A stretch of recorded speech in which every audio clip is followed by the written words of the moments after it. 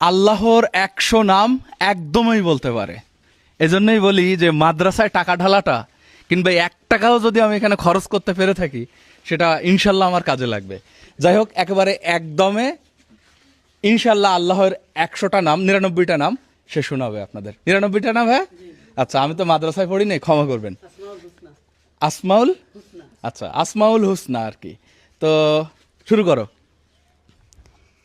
أعوذ بالله من الشيطان الرجيم بسم الله الرحمن الرحيم هو الله الذي لا إله إلا هو الرحمن الرحيم الملك القدوس السلام المؤمن المهيمن العزيز الجبار المتكبر الخالق البارئ المصور الغفار القهار الوهاب الرزاق الفتاح العالم القابض الباسط الخافض الرافع المعز المجل السميع البصير الحكم العدل اللطيف الخبير الحليم العظيم الغفور الشكور العلي الكبير الحفيظ المقيت الحسيب الجليل الكريم الرقيب المجيب الواسع الحكيم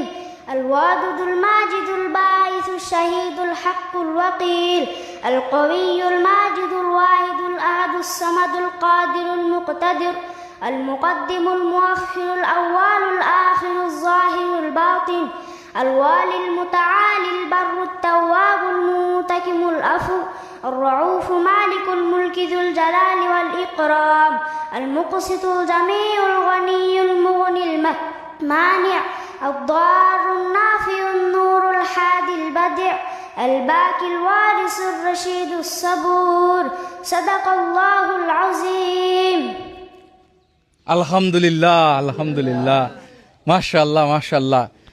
কি উপহার দিব আর কি।